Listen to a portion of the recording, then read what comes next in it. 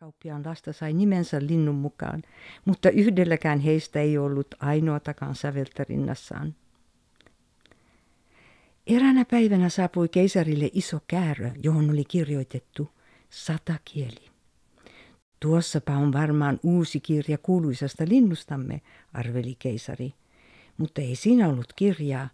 Rasiasta tuli ilmoille pieni taituruuden näyte, käsin tehty 100 kieli. Se muistutti oikeaa, mutta oli yltyleensä pällystetty timanteilla, rubineilla ja safireilla. Viritettynä se osasi laulaa yhden niistä sävelmistä, joita elävä 100 kieli liversi, ja silloin sen pyrsty keikkui ylös ja alas kimaltain hopealta ja kullalta. Kaulassa riippui kapea nauha, ja siihen oli kirjoitettu: Japanin keisarin 100 kieli on köyhä Kiinan keisarin 100 kielen rinnalla.